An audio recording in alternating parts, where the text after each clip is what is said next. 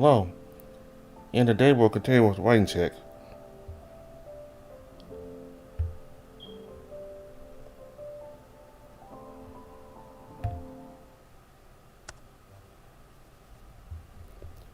Let's check the case report.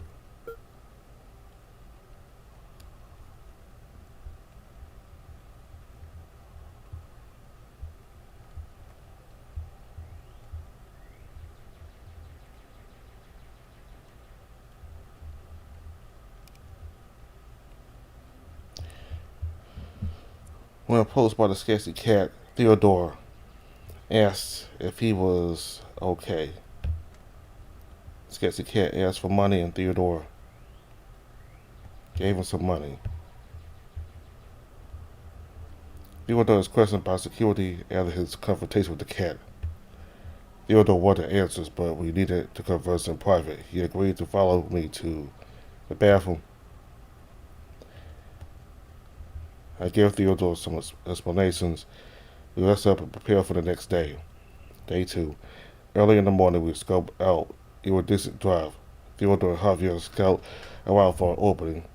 They find a pipe to climb over and a signal coming underground. Climbing into the power plant, the two try to search for me. I attempted to save a stranger's life, but attracted unwanted attention. We took care of the thugs and left. Dropped off the board at the hospital and paid a visit to Dust. Took a look at Theodore's injury back in my room. We started our investigation on Cyprus. After a brief interruption, we checked out the attempted robbery scene. Tried to make sense of the information we got. Paid a visit to see the board at the hospital. Dropped off Theodore at the hotel. Headed back to the power plant. Infiltrated the location with Theodore. Called Theodore to my room. So I'm about to start day 3.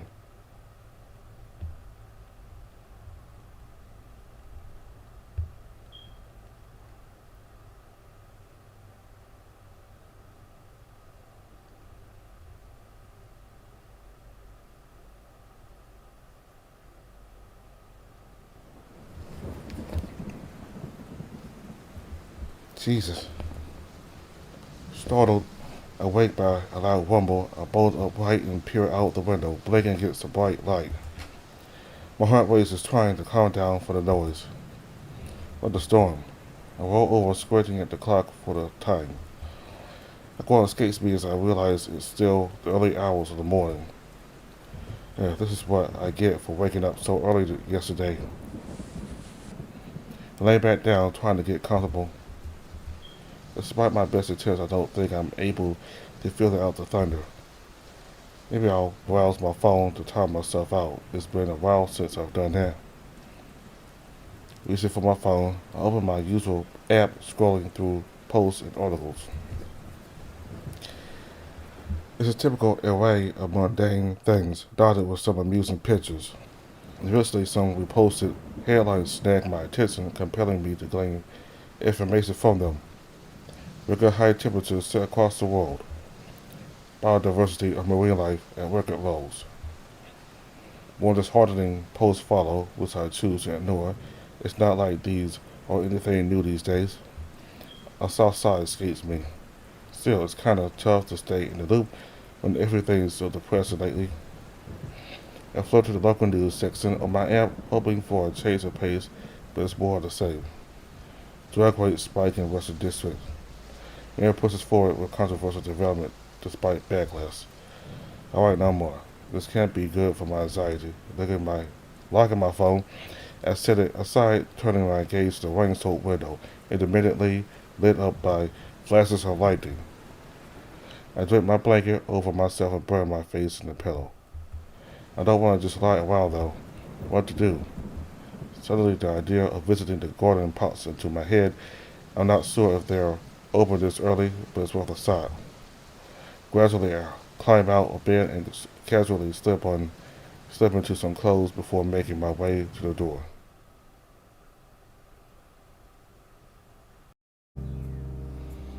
It's a lot more peaceful early in the morning. I kind of like how there's nobody around. Somehow I expected it to be livelier because of the convincing, but I'm not complaining. I take the same route as before to the garden, stop at the entrance when I see how dark it is inside. I try pulling on the glass door, but it doesn't budge. Damn, it's closed. I was hoping to go in for a bit of a relaxing stroll. Just as I'm about to turn around and leave, I hear some shuffling behind me in the distance. Where could it be? Is it there? No. Why would it be there? Ah, please be here. No. The reindeer notices me and immediately dashes over. Mr. Gardner, Theodore, it's great to see you. I need your help. Hey David, good morning. What's going on? Hi. His ears flatten as he slightly backs away, his gaze fixed on the ground. I lost it. Huh? What did you lose? My car keys. I woke up this morning and realized I couldn't find my keys. My secretary's going to kill me when he wakes up. He turns around and returns his frantic search around the hallway. Did he drop them around here? The reindeer doesn't hear me as he's too busy scouring under every piece of furniture. I don't think you could help me, do you? I'm reluctant, but it's not like I have anything better to do. So let's check around the halls. Maybe it's here somewhere. Why's that? I sweep my gaze across the room, searching for any possible spots where the keys might be.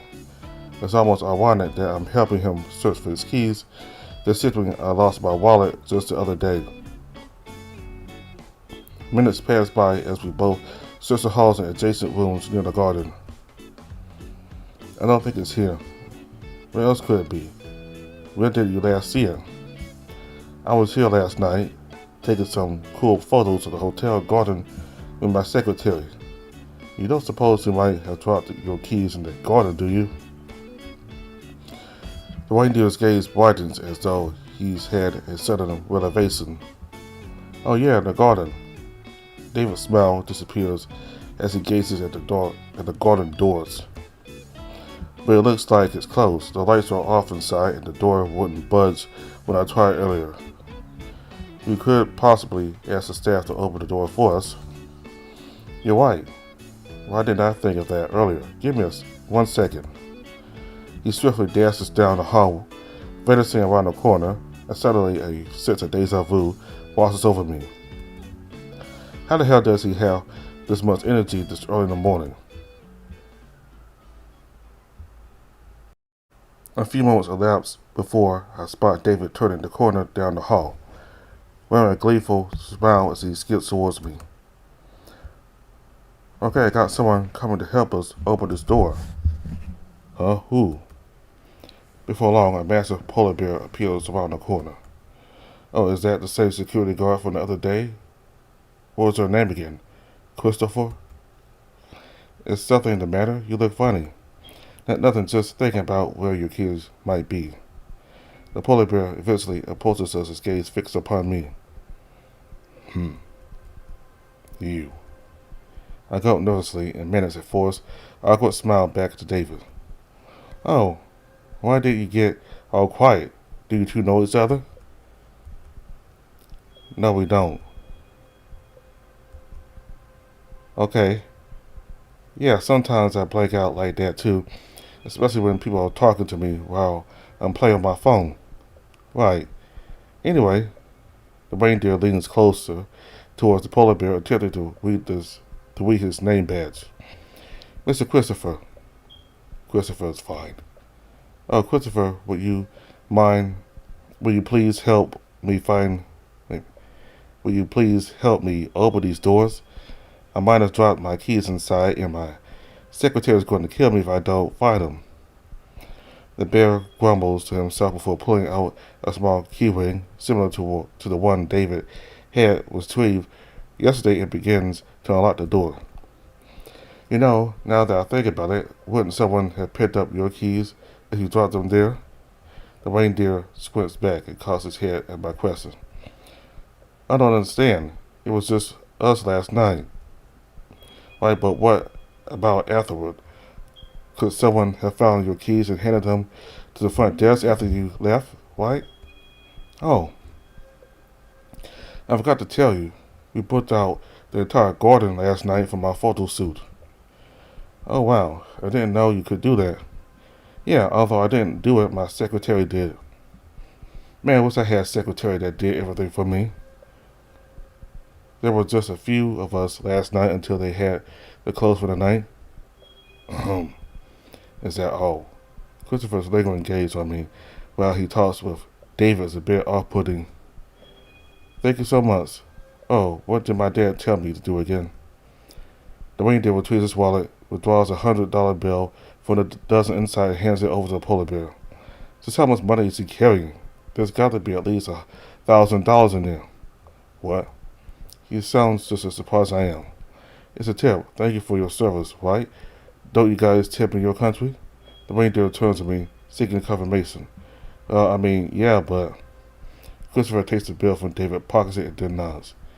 The garden's not supposed to be open until later this morning. I suggest the two of you quickly look for the keys before maintenance starts. I'll be waiting outside. Okay, Mr. Christopher, thank you for your help. The bear mumbles something to himself and steps aside, allowing us to pass through.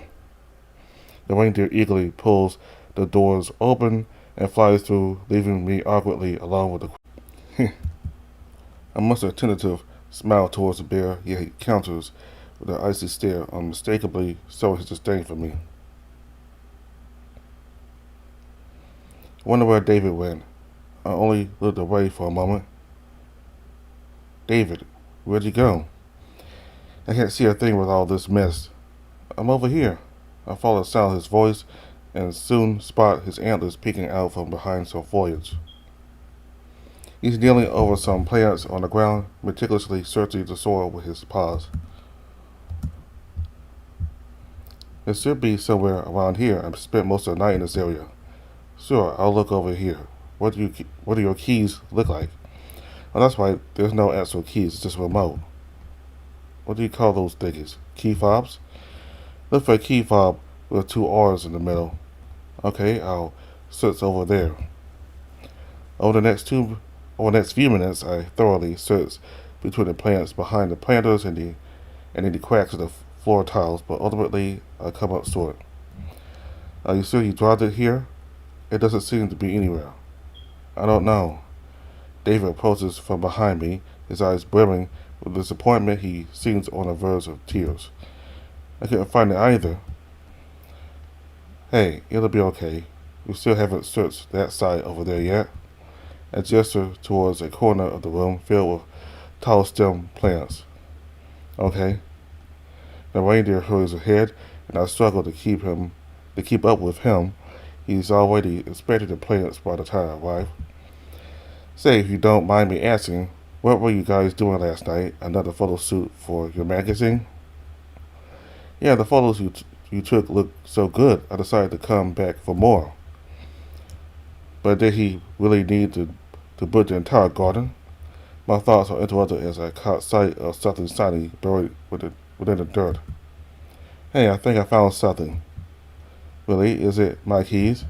I bust off the dirt, and both of us awkwardly fix our gaze while signing with rectangular pebble in the soil. Pass along. Let's go back to searching. But we searched everywhere. I lost my keys for good. Oh no, he's going to cry, isn't he? That's not true. We haven't looked on the other side yet. But we didn't go over there last night. The reindeer shakes his head sorrowfully. It's all over for me. What am I going to tell my secretary? Where am I going to tell my dad? Even if we can't find it, most cars these days can be started with your phone app, right? So it's not too bad. Oh yeah. But the car's not actually mine. It's my dad's. And also a vintage. He's going to be so mad. David kissed the dirt in a sulky manner. I'm not sure what to do in this situation. We combed through this entire area. It'll be okay. I'm sure your dad will understand. You think so? I really don't know where it could have gone. 1 second it was in my pockets and the next it's gone. The reindeer rummages through his coat pocket, his eyes immediately darting back up to me. My keys. He pulls out his key fob and waves it in front of me gleefully. Found my keys. Why am I not surprised? That's great, you. He leaps at me and envelops me in a hug, his antlers smacking against my face. Oof. I found my keys. I thought I lost them. I tried my best to peel the reindeer off of me as he hops around ecstatically. That's good, but didn't you already check your pockets? I swear I did, but I couldn't find them. Oh well. Why are you thinking, Mr. Theodore? No, listen it. I didn't honestly do much. You've been a big help. I'm really grateful. If there's anything you want, a favor or whatever, just let me know, okay? I shake my head as politely as possible. It's fine, you seriously don't need to. I insist. Okay, I'll think about it. Yay! When are you leaving, Mr. Theodore? Later this week. Why? Perfect, my father has to present later this evening. So I hope you can make it to the presentation or the after party or maybe even both. Tonight I'm not sure if I have any plans or not. That's okay. I'm staying in the main building, floor 63 to 64. Feel free to come by whenever. I could show my secretary just how cool you are. Huh? 2 floors? Yeah, the main entrance is on the 63rd floor, but my room is on the 64th floor. But I guess there's a side entrance you use on my floor. Just say you're looking for David and show them my business card if you still have it. Oh, okay, I do. And thanks, I'll keep that in mind. Well, now that you found your keys, were you planning on going somewhere with the car? His expression changes almost instantly, as if all the energy has been drained from him. No, I wish so. I've just been stuck in my room listening to my dad and his friends talk about business when I'm just on my phone. It's so boring, I want to go out. You can't? I can. I really want to go to the beach to take photos, but the weather's been so lousy lately. Every time I'm free to go out, it's raining or storming or both. He points outside and I notice that it's drizzling through the glass. Yeah, I've noticed it's been raining a lot. I've heard that it's been like that for the past few weeks. Really? That sucks. I hope I can get the chance to take those beach photos. This city has such a beautiful coastline, especially during the sunset. That does sound nice. Hopefully the weather clears up soon so I can check it out as well. It's almost like a conspiracy. What do you mean? The reindeer chuckles and starts gesturing wildly. There's someone reading my mind. Every time I want to go to the beach, they turn on the rain. At least that's how it feels. There's a sudden loud knock at the entrance, and I see Christopher poke his head in. Judging by your commotion, I assume you found your keys. Yeah, I found it. It was in my pocket all along. The bear shakes his head and glares at David as he beckons us out. If that's all, I'll be locking up. Okay, let's get out of here. Thank you again, Mr. Theodore. Don't mention it. I'm just glad you found your keys. Me too. But I'm gonna go back to my room before they notice I'm gone. See you later, Mr. Theodore. Thank you too, Mr. Christopher, security guard. He scurries off, leaving me uncomfortably along with Christopher again. I think it's time for me to go. I still got some time to kill before I'm supposed to meet Will here. I could technically wait at the lobby, but I'd just be on my phone. And if that's the case, I should just chill in my room. At least there's a bed there. I saw him flop on the bed, feeling utterly exhausted. My mind drifts back to the gardens, then to David, and finally to his father. They are technically public figures, right? I should probably check out their wiki pages if I plan to visit. Curious to grab my phone and search for their names online. I know a few general things about Noto Visions, like it's a rapidly growing global company, but I'm clueless about Noto itself. I direct myself to a wiki page on Noto lyrics, scanning the pages for anything interesting. Let's see. Early life and education looks pretty normal. Business career says he started manufacturing and selling AR headset blueprints in his basement, not surprising. I gloss over the rest of the page, but nothing really catches my eye until I reach the bottom where there's a section labeled Scandals. From Manhattan. It's pretty short, but filled with a lot of names and dates. Noodle's phone and laptop were compromised days after he joined a partnership with the Delta Antarctic expedition, revealing scalding insider information about the oil industry. It just happened just over a year ago. I decided to check over Dave on the wiki, but soon learned that his page is tiny compared to his father's. The page mainly mentions that he's turning 20 later this year, that he wants a magazine catalog, which is nothing I didn't already assume or know. My concentration begins to wane, and I can't suppress a yawn, making my fatigue suddenly apparent. I still have time. I could take a quick nap.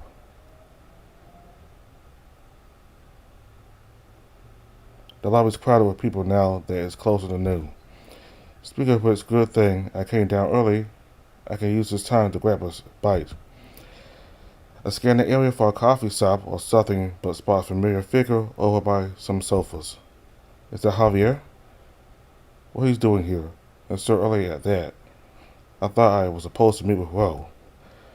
I make my way over and spot the fox eating some kind of rat before he notices me as well and shoots me a look. Hey Javier, you're here early. Good morning, Theodore. I could say the same about you. His attention returns to the rat and follows his paw. Before he asks, Ro went out to load his things in the car. Oh, what's going on? Where he's going? Did he not tell you? No, the only thing he told me was to come here at noon. Javier continues to stare apathetically at me as he finishes the last of his wrap. We finished what we came here to do, and we'll be moving locations later tomorrow. Meaning Ro is checking out. I see. He smiles at me for a second before reaching for a small bag on the sofa offering it to me. Are you hungry? No, it's okay. Take it. I can tell you that you're hungry. I can't finish it. I graciously take the bag from the fox and take out the wrap before munching on it. Thanks, what is this? Fajitas. I take a bite, nodding at the rich flavor. Oh, this is good. Of course it is. I made them. The fox's tail wags briefly before his serious demeanor returns and he sizes me up.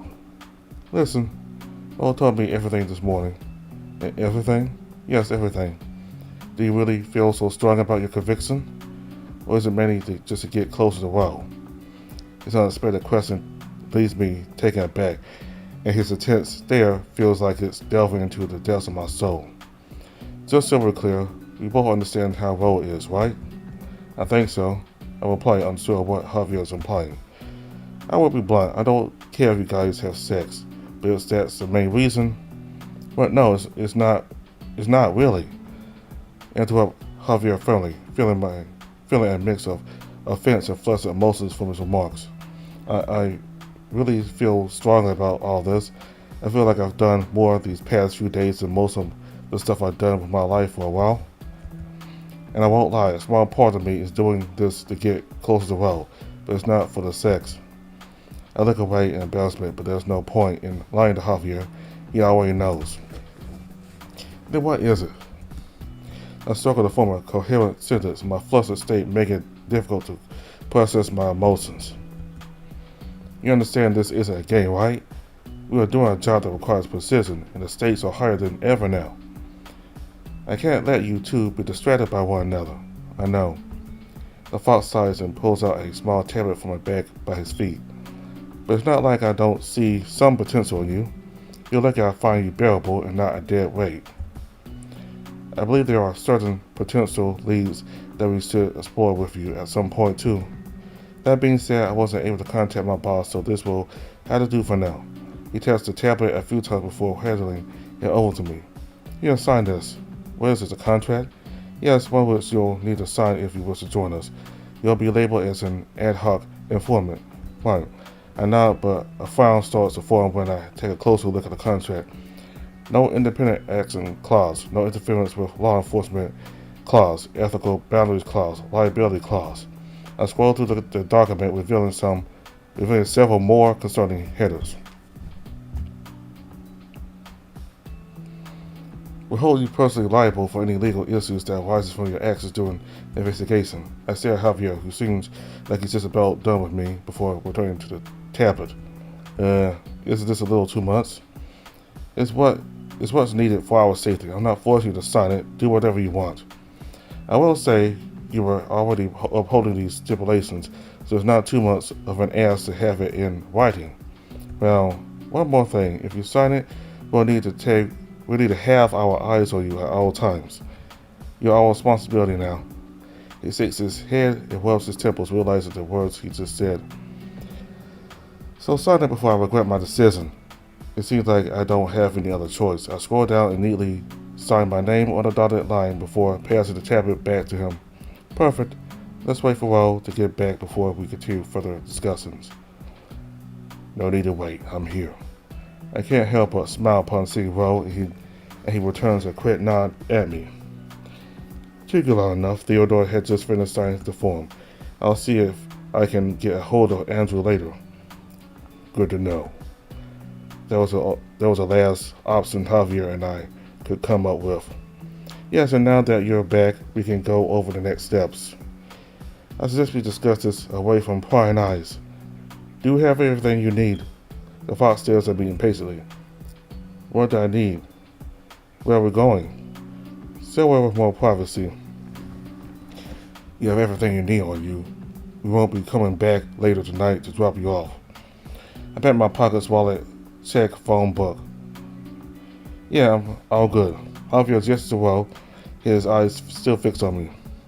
It's not that I don't trust him, but we need to keep a close watch on him at all times. There's no need for him to come back tonight. So I recommend he takes his belongings as he'll be staying with us. Just how long is the investigation going to last? I'm only going to be here until the end of this week before I need to head back home. Yes, I'm aware of that. Ro also told me that you have no major commitments afterwards, so ARC will provide proper compensation for your time. This is contingent on how successful we are with the investigation. Unless you prefer to stay for the remainder of your time, I could stay with you at night. Javier clears his throat in annoyance. May I remind you, I'm the one driving, and I will not be babying you two back and forth every night, especially not to the downtown core. The boy strikes Javier a snide stare, and it looks like they're about to argue. It's fine. I don't mind checking out early if it comes to it. Either, I'll get my stuff. Great. I suggest you say your goodbyes to Grandma Marie. We won't be returning except for checkout, as there might still be some useful assets here, at least for now. The fox picks up his bag and starts walking towards the exit. I'll be waiting outside. I need to make room for Theodore. My attention returns back to Ro, who's looking at me sympathetically.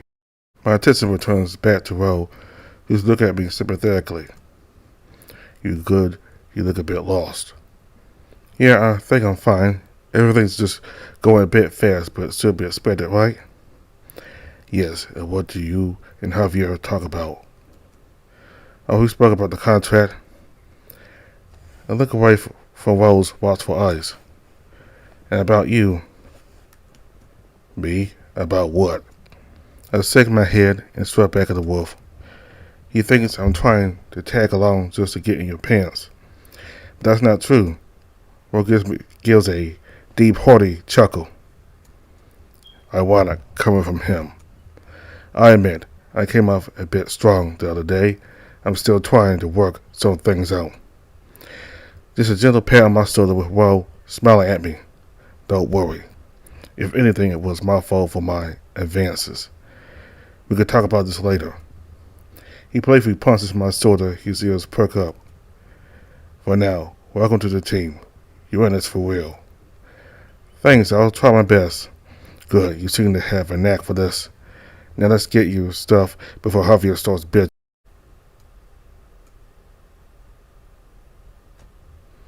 I hop into the back of the car.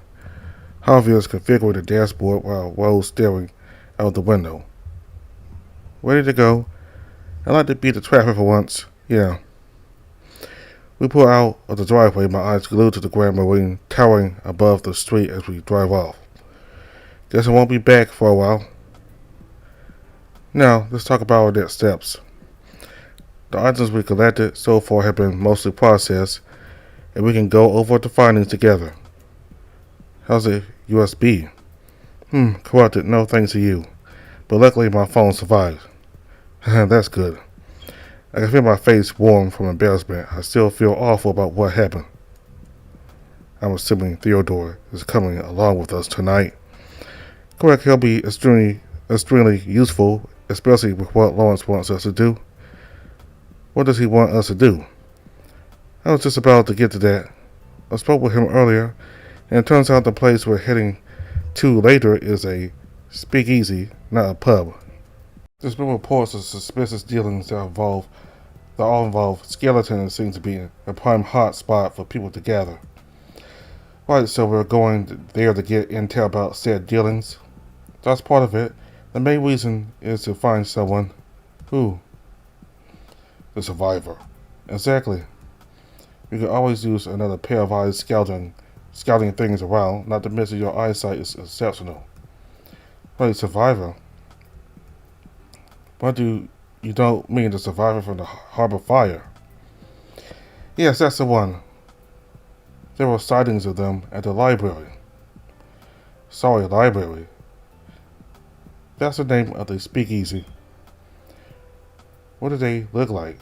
Do we have any information on that? We don't know their species, we just know they have a noticeable burn mark on their arm and upper body. Nothing else? No public records or anything? There are only fragments of blurred images online from old news sites are reporting the same thing. But in terms of official records regarding the survivor, it looks like they were all scrubbed clean. Something feels off about this, but I'm not sure what it is. I wonder what Ro's thinking. He's been awfully quiet. How do you feel about all this, Ro? It's promising, although I'm not sure how reliable this lead is. Yes, but it doesn't hurt to scout the location out, especially with our recent discoveries at the power plant. The fox doesn't say any more, instead focusing on the drive with the ambience, slowly filling the car as we all stay silent. After some time, Javier turns onto a familiar street where I recognize certain unique landmarks and buildings. Hey, aren't we near Dust's Cafe? Correct, I'm going to make a quick stop. I need to pick something up. The fox drives down the street and into a small empty parking lot a few buildings down from the Puma's Brew. Stay here, this should be quick. You're not going a long way? The wolf shakes his head. He mentioned to me he needed to pick up some supplies for the investigation. At Dust's Cafe? Knowing him is probably something mundane. Right. So where are we going afterwards? Javier's apartment. Wait, really? I thought we were going to some facility or lab to look over the stuff we found yesterday. He does all that at his house. He says it's easier for him than having things transported to and from the office. That makes sense. Does he live far from here? No. Another few minutes north of here. I look out the window, trying to visualize where that would be when I see Javier making his way, bag carrying a large brown bag in his paws. Oh, he's back. He approaches my door, and I've instinctively opened it, assisting him in taking the bags from his paws. Talk about heavy. You can set that aside on the floor. I furrow my brows as I take the bag from the struggling fox. Wow, this isn't heavy at all. What's in the bag? Curious, I decide to peer inside. What's this large, suspicious plastic bag of white powder in jars of liquid? Obviously, for his cocaine addiction. Javier rolls his eyes at Wells' teasing, clearly unamused. No, you mutt. It's baking soda. I run out and need more to develop some latent fingerprints. Oh, cool. What's the water for? It's ethanol. I need it as a solvent. Only Dust can obtain such high concentrations with his food license. Drug addict and alcoholic. What happened to you, Javier? It's because I had to put up with you. The two continue their banter as I'm just caught in the middle of it, chuckling between their remarks. We finally arrived after a couple of turns. I didn't expect Javier to live in such a rustic-looking place. He mentioned something about cheap rent on the way up, but still. The fox leads us to his unit, and stepping in, I notice just how low everything is. Everything is neatly organized and feels like I step into a library with how many bookshelves there are. That's odd. I don't really smell anything in here. You can put the bag over there. The fox indicates a small table in his living room, and it's actually the only available spot to place anything. Ro enters last behind me, emphasizes just how tall he truly is.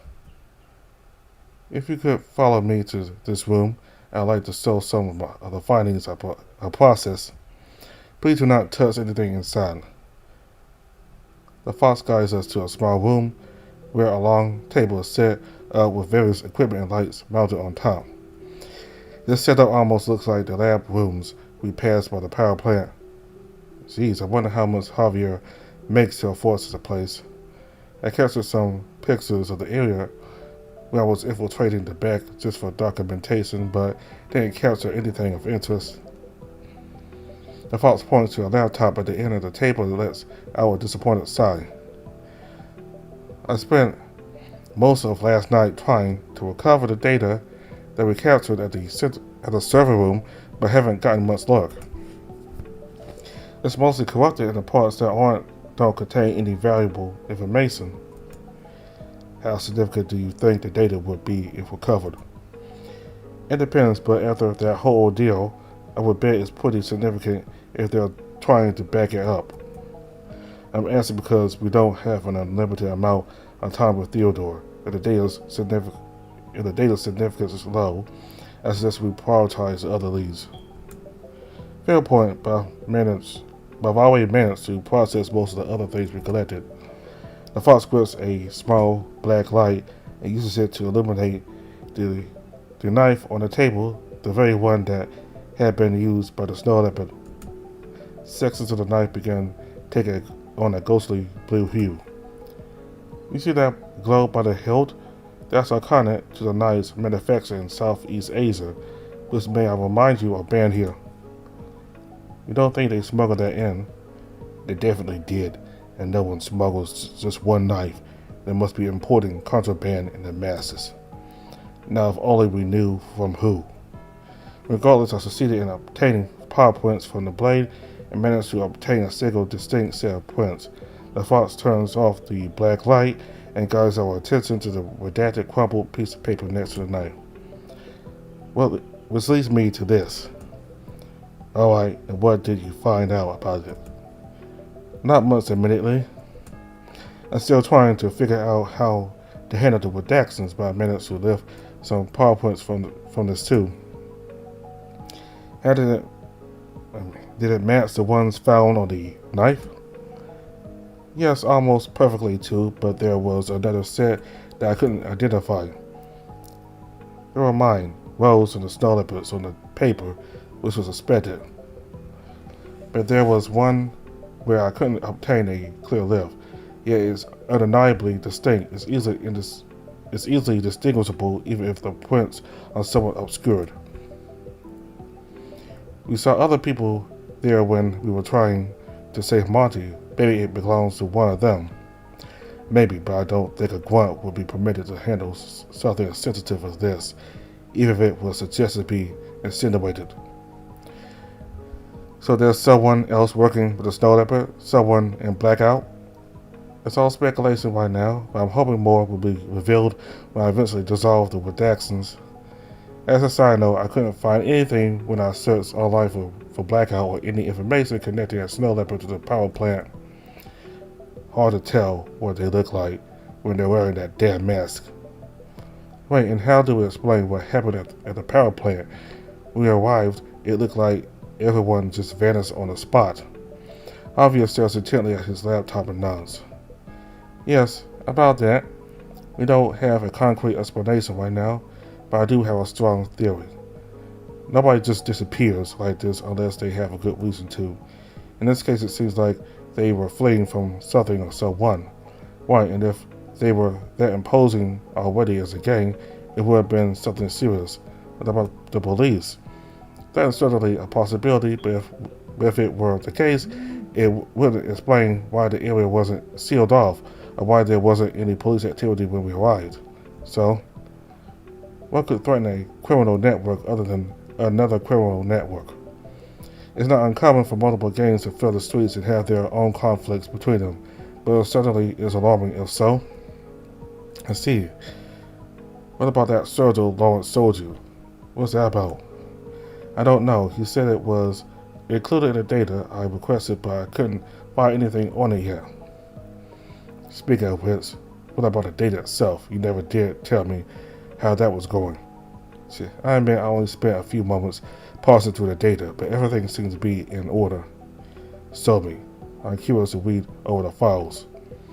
Is it okay for me to ask what the data is about?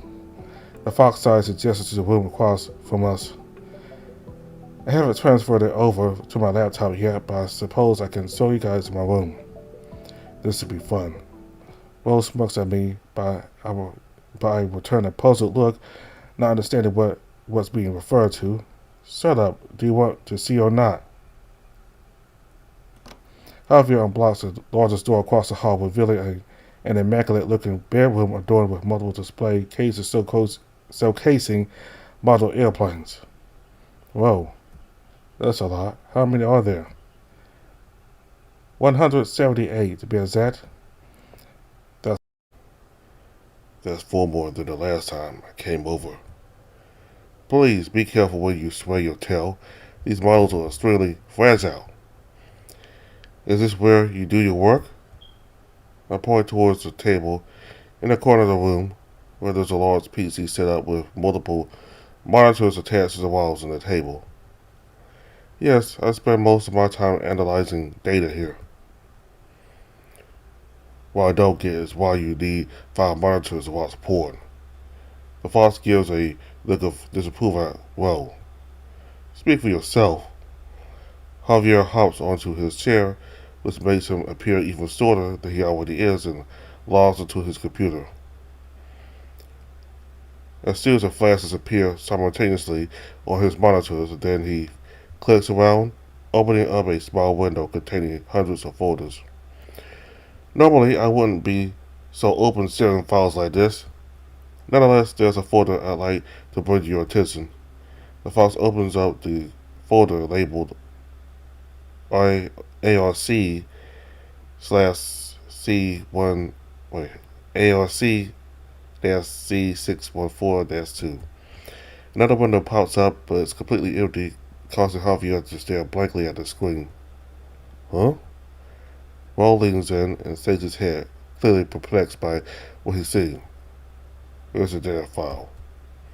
Javier opens up a terminal, his paws flying across the keyboard as he types in a series of commands. He then shakes his head and look of frustration across his face. It's missing.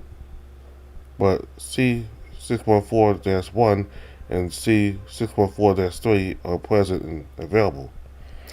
Sorry, what's missing, and what does 1 and 3 mean? C614 is the case number and the information and data gathered or organized in days. So day 2 is missing? Yes, but I've never seen data just go missing. It's always deleted.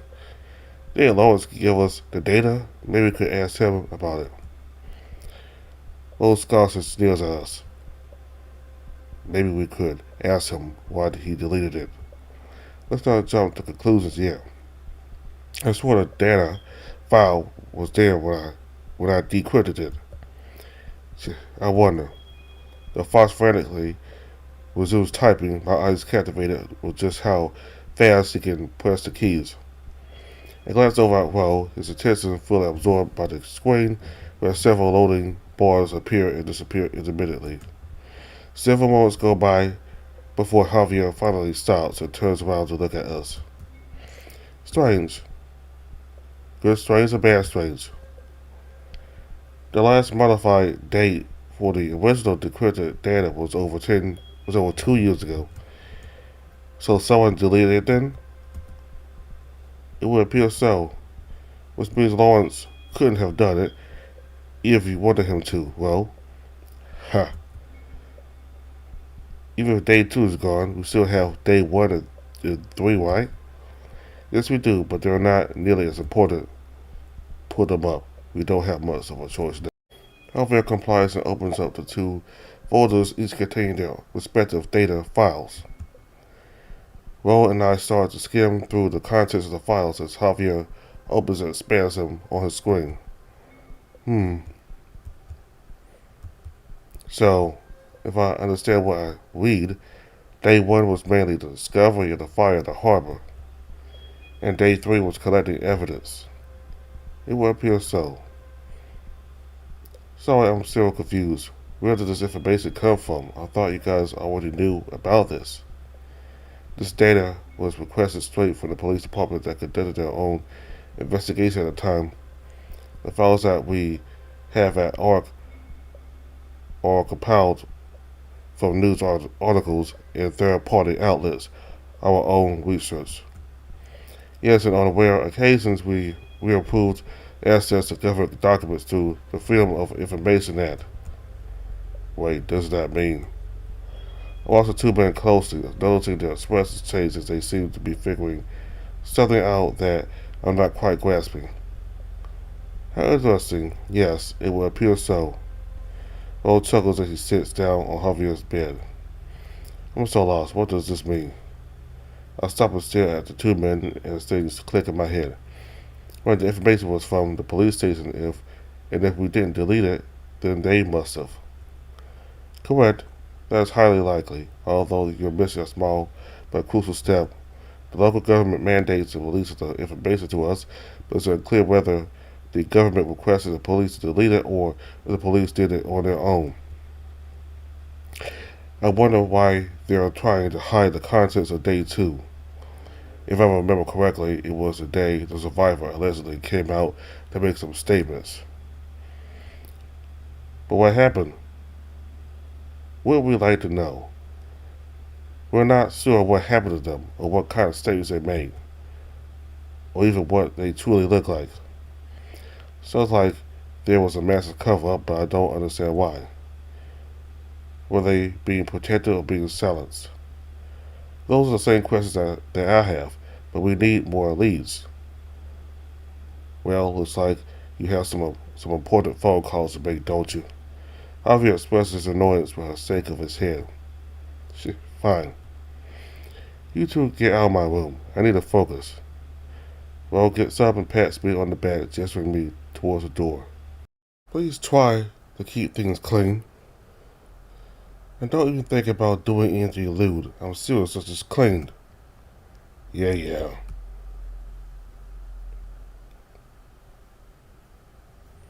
So what's the plan now? How about some food?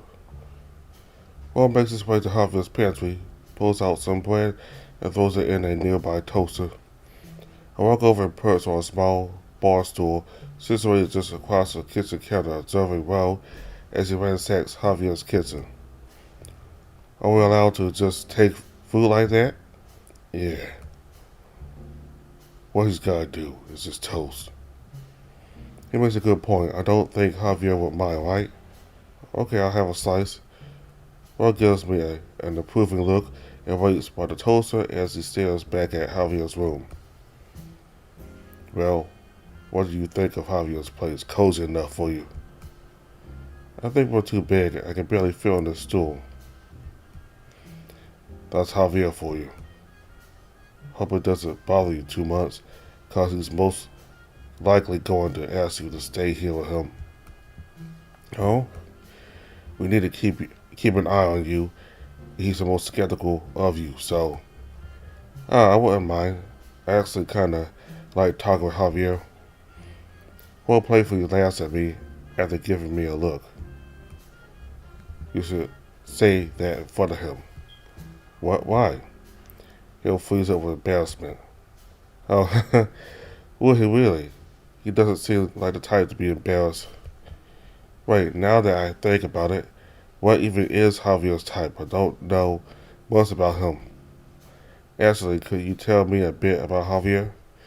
Interested in the fox? I roll my eyes at Ro's playful jest. Not like that. I just realized I don't know much about Javier, or you for that matter. How do you guys join? How do you guys come to join ARC? The toaster clicks. The wolf passes me a slice of toast as he devours his in a single bite. Personally, I don't know much about Javier either. Never cared to ask. Well, but you guys work together, right? He stays out of my business and I stay out of his. There's not much you probably don't already know. He mentioned it to me before. He's from Mexico. Yeah, it makes sense. I could pick up on his slight accent. Right. And as for Ark, well, I joined a couple of years ago, a few months before the harbor fire. Javier was already working there for a couple of weeks before me. An accountant of all things. He was hired as an accountant at Ark. At least that's what people told me. Reckon he died to physical labor. He's pretty weak, some kind of medical condition. Alright, he was struggling to carry those supplies for dust earlier. And what about you?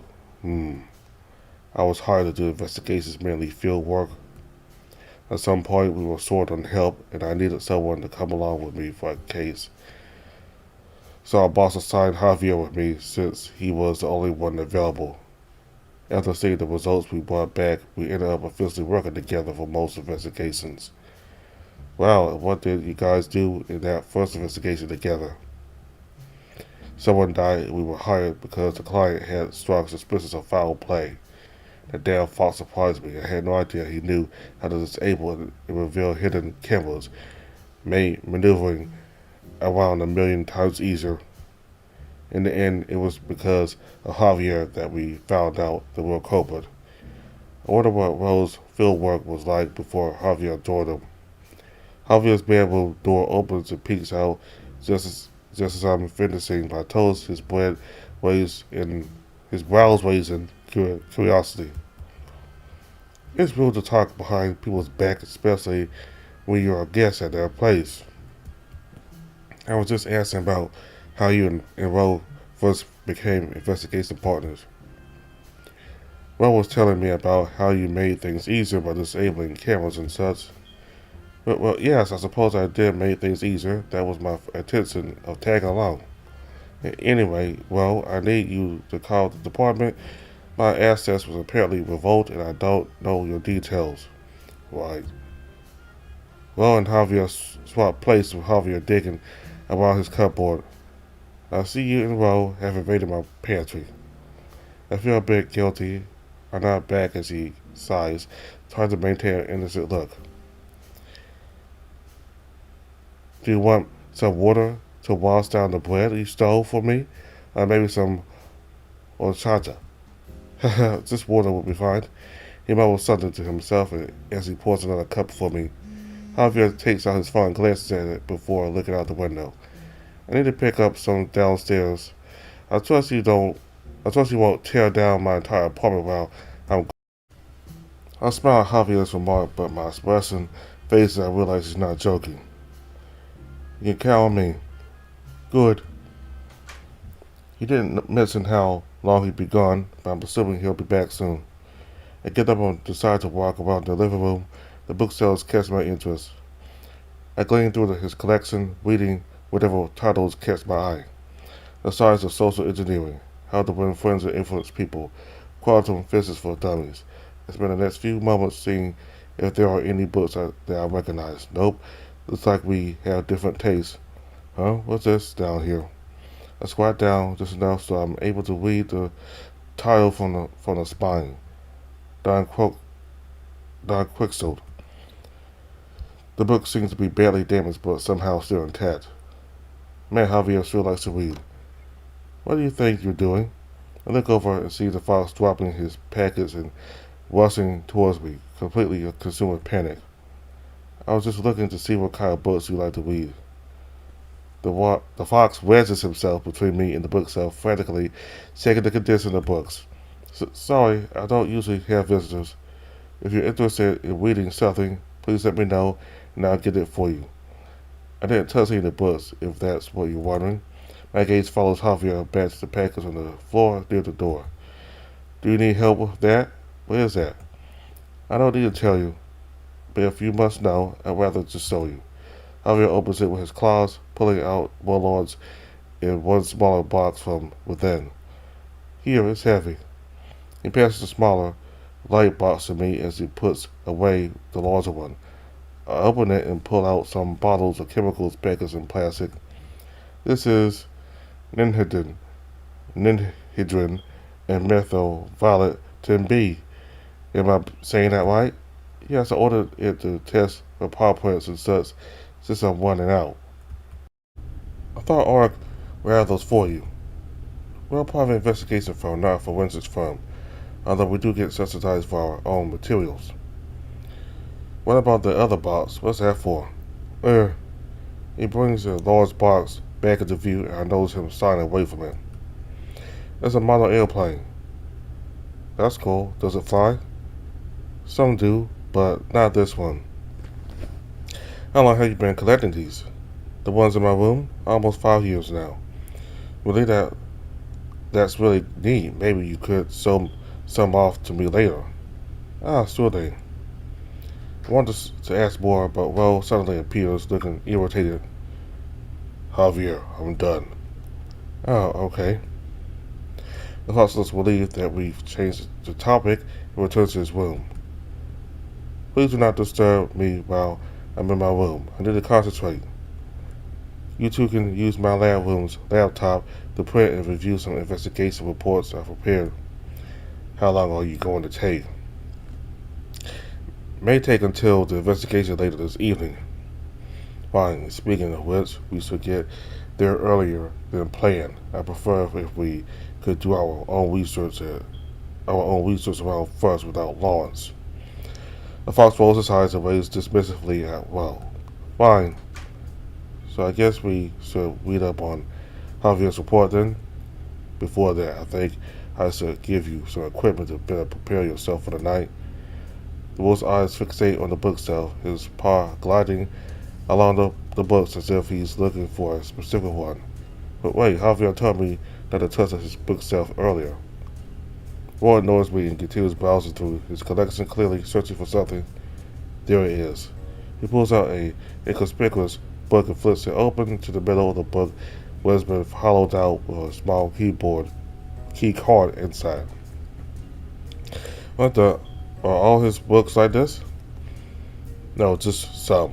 Probably why he didn't want you touching it on your own.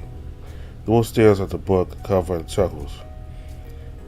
How to be likable. Funny he would hollow this out, huh?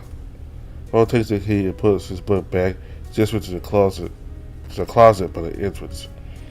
I follow him and he reveals a small safe behind a curtain of clothes. There's a small click as he opens the safe with the key card and he pulls out a small black pouch. Here. What is this? I hit the pouch for Ro's paw and notice a unique conjoined circular container inside. Are these contacts? Oh, do these have some kind of microscopic chip inside that lets me see through walls or something? No, nothing that high tech, I'm afraid. These help stabilize light, meaning dark things appear brighter, brighter things appear darker. You should also be resistant to being blinded by light. But these won't help if you decide to stare at the sun. Do you guys also have these on? No. They're uncomfortable after a while. I figure you might benefit from it since your night vision is better than ours. Thanks, I'll try these on later. Fair enough. The wolf walks towards Javier's lab, patting me on the shoulder as he passes me. Let's go over Javier's report. It might take a while. Wait, how long is the report? Usually 30 pages. You're joking. I wish I was, but it's insightful and I respect him enough to read all of it. Right here. I'll print it out for us. 30 pages can't be that bad, right? After a short while, Ro comes back out with 2 stacks of papers in front of his paws. There's no way that's 30 pages. He hands me a stack, then lounges on the sofa. 49 this time. I take a seat by the counter, flipping through each of the pages. Sees how does Javier find time to document things. There's even an appendix. I better hunker down and try to absorb as much of this as I can. I need to stay informed.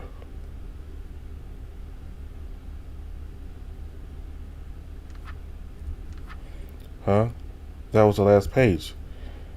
That wasn't as bad as I thought. Most of the pages were filled with charts and figures. There was even a section about me, a bait sort. I get up to stretch, my back aching from hunching over. My eyes straining at the clock hung across the room. 7 already? Just how long was I waiting for? And when did I get so dark? When did it get so dark and quiet? That's what I want to notice while laying still on the sofa with some pages covering his face and one of his paws suspiciously in his pants. Well, yes. The wolf slowly rises, papers falling to the floor as he gets up. Oh, I thought you were asleep. No. Just resting my eyes. Did you finish with the report? Yeah, I did. What do you think? Alvin still has a way with words. Some of the sections flew over my head. And I was surprised he wrote a section about me. The fox is crazy with documentation. Did you read through it? I skimmed through it. Seems like stuff I already knew. I nod back slowly, still trying to process what I had just read. So according to the report, there's one that survived the Harbor Fire years ago, and we're trying to find them as a potential lead. This person is somehow related to Cypress and even potentially Blackout now. Yes, and it just so happens that Blackout was targeting you and Monty. There may be a lead there if we fail to find our guy. And now Skeleton is somehow involved in this. It seems to be a weak link connecting these facts together, yes. I do want to mention something that Javier omitted in the report, though. What's that? Normally these investigations have a set amount of funding to it, meaning once we gather enough information, we stop. But not this one. Why? Is the client rich or something? No. They're my boss. Wait, what? Your boss wants you to investigate this case? But why? He mentioned something about how this was important to him. Regardless, since this is an internal investigation, we'll only stop until we're exhausted every possible lead. What if you guys never figure it out? Rose shrugs at my question as if he was betting it. Doesn't matter to me, as long as everyone's safe. Javier, though, it might drive him insane. As if on cue, Javier's door opens and the fox steps out of his room, staring at us. I see you two are reading my report. What do you think so far, Theodore? I actually just finished. I didn't really get some of the technical decryption stuff you used for the data, but the graphs and charts are insightful. Good, I'm glad someone appreciates the work I do. I noticed the fox tail sway for just a second before he clears his throat. Anyway, I'm done processing the things I need to. The USB data should be ready tonight. What about the paper we found? I need to process that later tonight as well. If you're done, you should get ready to depart. Fine, just one moment. I need a change. Hope all goes to plan tonight. Hope? Why wouldn't it? We're not doing anything through tonight. At least that's what I was under the impression of. You're right. It's just that no good ever comes when I work with Lawrence. I'll return a troubled look. Is there, I don't want to be weird, but what's wrong with Lawrence anyway? You're telling me you don't feel something off about that guy? He definitely has an ego. Ever since he joined ARC, he's been nothing but a pain in my ass. When was that? A couple of months after I joined. And Javier told me that he has some kind of unorthodox working ethics. Yeah, he exploits his power to dig into people's records and uses it as leverage in case anything happens to him. Wouldn't be surprised if he did that to you. Right, that's fucked up, but why? Insurance, what else? Wait, but that still doesn't make any sense. And how do you know all this? Because I was the one who called him out on it the first time we worked together. Kid thinks he's a hot shot. He's reckless and arrogance are gonna get somebody killed one day. Which is why I want you to stick by me tonight.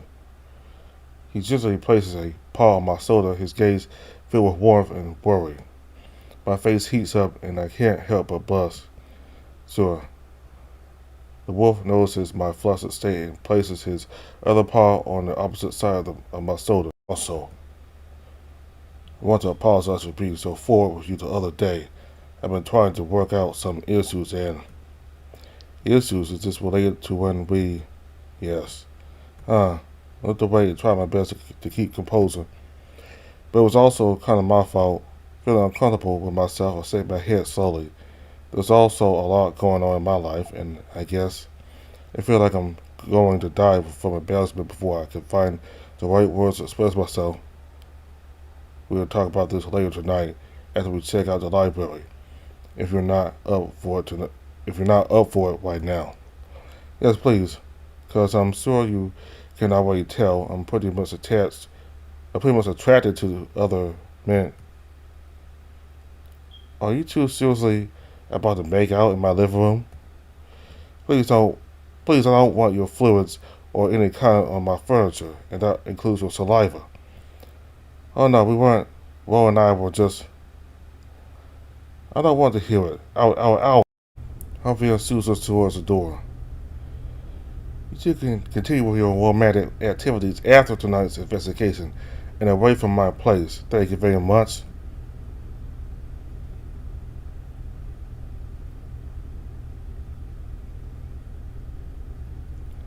Right here.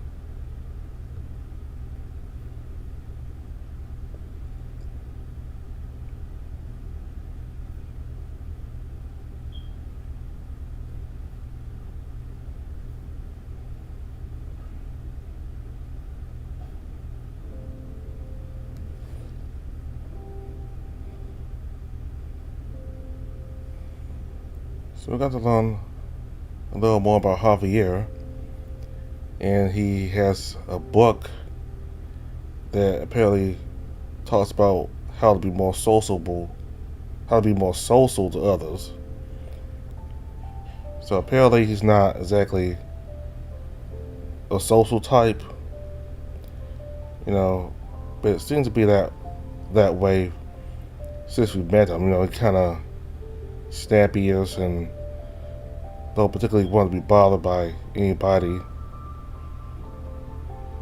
And he has replica planes in his room. I don't know, I guess he likes aircraft. You know, he's into planes, I guess. And about, well, we got to learn more about his issues with Lawrence. You know, Lawrence is kind of arrogant and, well, believes Lawrence's arrogant attitude will get somebody killed. So, apparently somebody was trying to target Theodore and Monty, who's the boar. So they're trying to find the person who may have the lead towards those gangs, I think.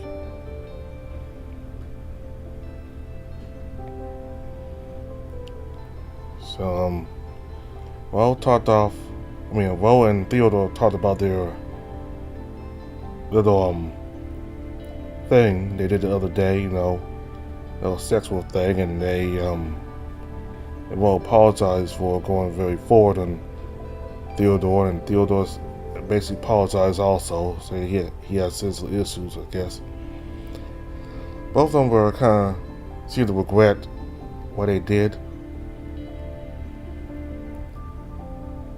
So I guess they might just decide to take it a little bit slower this time instead of just going straight to sex, even though these two only met for a few days already. So we'll continue with Raincheck next time with them going out on this case. Hopefully nothing bad happens. So thank you all very much for watching. Bye.